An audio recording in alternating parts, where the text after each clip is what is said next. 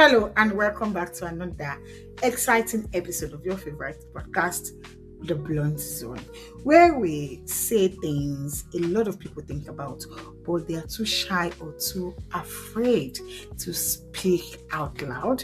My name is Timmy Tayo and I am your host on today's show. Welcome back. On today's episode, we'll be talking about a particular topic that we are all familiar with, that we all know, that we all love. Today's topic, we'll be talking about love. They say love is beautiful, love is peaceful, love is sweet, love should make you happy, right? Today's topic is called Love Doesn't Always Come with Happiness. Yes. Yes, love does not always come with happiness. But before you guys get defensive, before all the hype, just chill. Let me, break it down for you. Love is a beautiful thing. We all know. Love is, compassionate. Love is love. Love is sweet. Love is everything we wish for and we want. But one thing about love is, one thing we should be clear is, this is not an anti-love episode. It's actually an anti-lie episode. We should be able to, tell ourselves the truth about love. Like the saying goes, not all love gives joy. Not. Some love will not make you happy. There's nothing you can do about it. Some love will not fulfill you. Some love will not, you will not feel fulfilled. You will not be happy. And that doesn't mean there's an absence of love. You can love someone can love you, and yet there's lacking, that particular love is lacking happiness. It's somewhere along the way, we were taught if something is love, it must automatically makes us happy.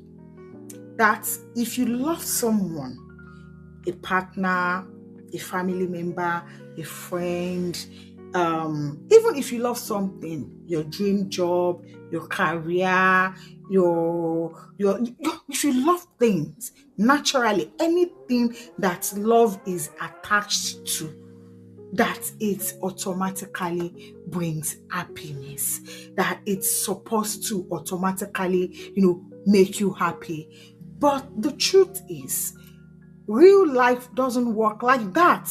Pretending that we don't feel empty even while we are in love, or that we don't feel sadness, or that particular love is not making us happy just because we are in love, just because we love that thing, just because we love that particular human, or we love that particular thing, and yet there is no joy, there is no happiness. We want to pretend that wherever there's love, it automatically happiness has to be there, automatically joy has to be there. But whereas in real life, you can love something and yet it's draining you. You can love your spouse. You can, even in a relationship, you can love your job and yet the job is not making you happy. You can love your partner and yet your happiness is missing. And pretending that it does, as cost a lot of people. It has kept a lot of people stuck, silent, and slowly breaking, slowly fading away. Now, let's talk about where this belief even came from in the first place. Movies, social media, other people's timeline, societal pressure. We see highlights of everybody's life. Proposals, anniversaries, soft life captions, my person, and what we don't see are the quiet sacrifices, the resentment, the emotional loneliness, the parts where someone keeps choosing love but hasn't felt joy in a very, very, very long time. We were never taught to ask, Is this love making me well?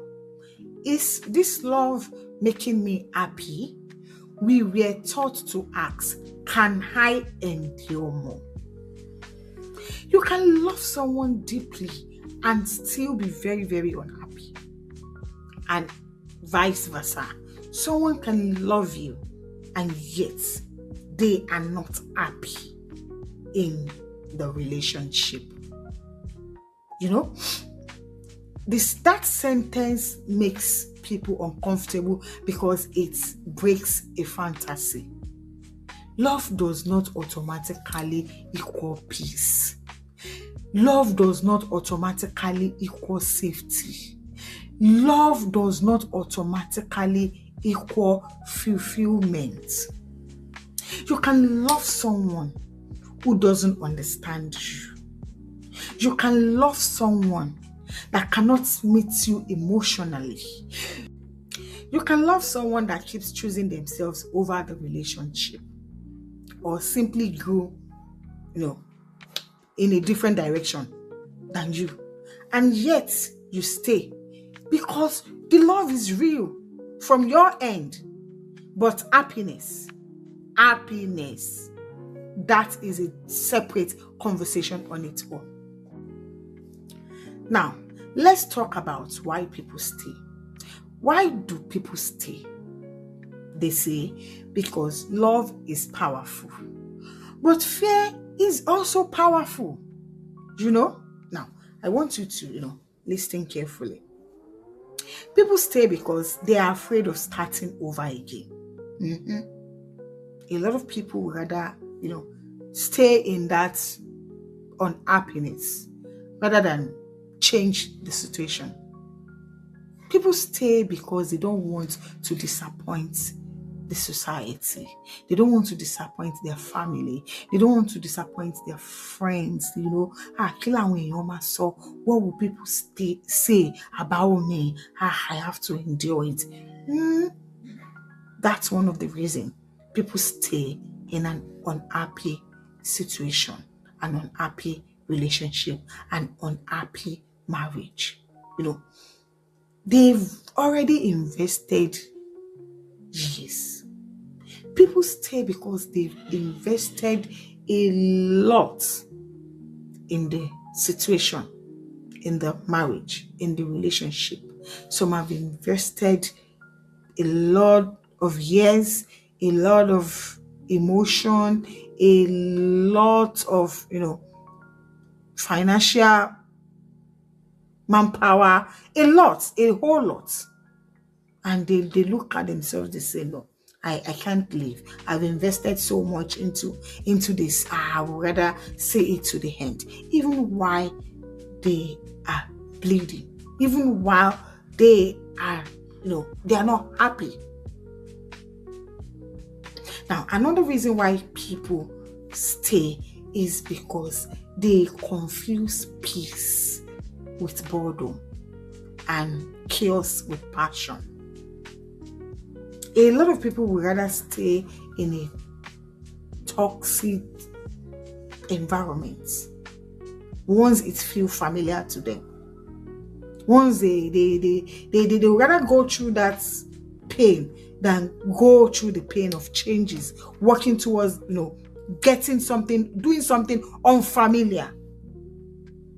So these are some of the reasons people stay in an unhappy situation, like an unhappy marriage, unhappy career, unhappy relationship, unhappy situationship, where there is no happiness, and yet they keep pushing, hoping, thinking, wishing.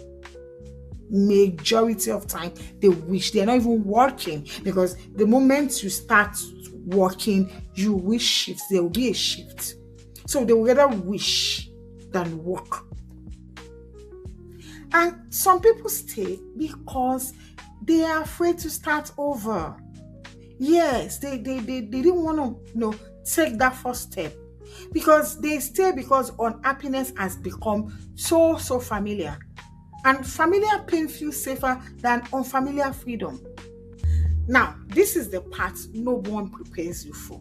Love can cost you your voice. Love can cost you your dreams. Love can cost you your boundaries. Love can cost you your sense of worth. Not because love is evil on its own, no, but because not all love is healthy. That is where I'm driving to. Not all love is healthy. You know, there are people who love you but do not know how to love you well. And staying in that kind of love will slowly drain your joy. While you tell yourself, at least I am not alone. One of the hardest things to admit is I love them, but I am not happy. It is not easy to admit to the fact that you love someone, you love your job, you love your marriage, you love your fiancé, you love your friend, but they are not making you happy. You are not happy. You know why? Because love alone does not guarantee happiness. Because the moment you say that, people assume you are ungrateful. They assume you are selfish. They assume you are broken. But unhappiness is not a moral failure. It is information. You know, unhappiness is information. You're unhappy in a situation, is that situation is telling you something, is passing a kind of information to you. It is your body and spirit saying something here needs to be redone. Something here needs attention. So the situation is communicating with you. Hence the reason for the unhappiness in the first place. You know, love that constantly costs your peace will eventually cost your health. That's the truth. There is no media for staying where you're shrinking. No price for suffering beautifully. No reward for loyalty that destroys you, that destroys your inner peace, that destroys your person, that destroys your self-worth. Maybe love isn't just about intensity. Maybe love should also feel like safety, mutual effort, emotional rest, growth, space to be yourself, to be who you are. And if something called love gives you none of this, like none of this, it's okay to question it. It's okay to ask questions. It's okay to say, can we improve? Can we work this out? Or should you, change course entirely? It's okay to do that. Now, if you're listening to this and you're feeling seen, you're not weak. There's no weakness in accepting, acknowledging what you feel and trying to work it out. There's no weakness there. You are honest. You're being honest. Love doesn't always come with happiness, and that is the truth we have to live with. Love doesn't always come with happiness, but you are allowed to want both love, both happiness in one situation, in your career, in your marriage, in your friendship, in whatever situation. Now, if you're watching this, if you're listening to me and you feel seen, these are the genuine questions I want to genuinely ask you. And I want you to genuinely answer yourself. Ask yourself. Answer. Tell yourself the truth. Number one, have you ever loved someone and still felt lonely? Have you ever been in love with someone? Have you ever been in a situation or in a relationship and yet you still feel lonely? You still feel alone?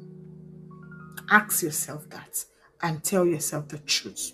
Number two, are you staying because of love or because of fear? Why are you still there? Why is things not changing? Why are you not making efforts to change things? Is it out of fear, or out of the fact that you love the person, or is it love or fear? Ask yourself, am I afraid to to open up to this person, or even to open up? Sometimes all you need to is to open up to yourself, to tell yourself the truth, to ask yourself the question and answer yourself, what am I doing here? Does this situation favor me? Does it makes me who I want to be? Ask yourself and answer. Number 3, when was the last time you felt genuinely happy in this connection? Answer yourself. What part of yourself have you been silencing to keep the peace?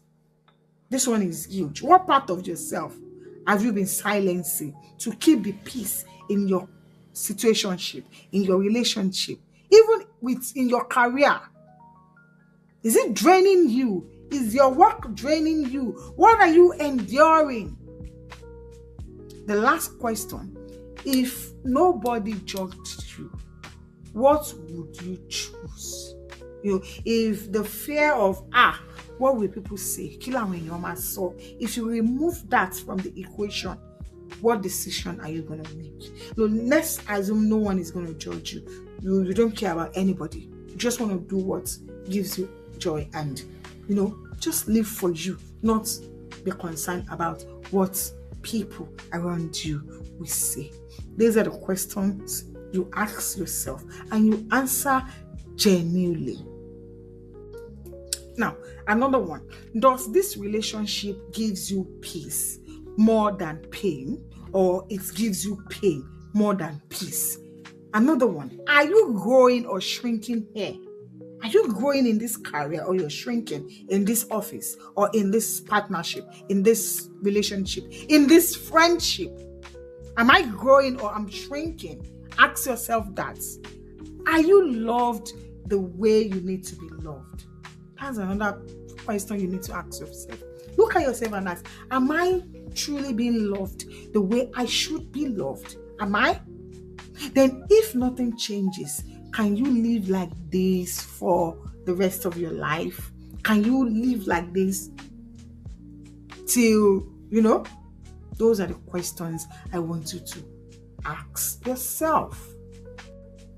Now, remember this: love should not cost you your sanity. Peace is not too much to ask for, and choosing yourself does not make you heartless. Be selfish when it comes to your happiness. It is non-negotiable. Okay? So till I come across your screen on the next episode, I still remain your girl, Temitayo, and keep watching The Blunt Zone. Thank you and have a beautiful day.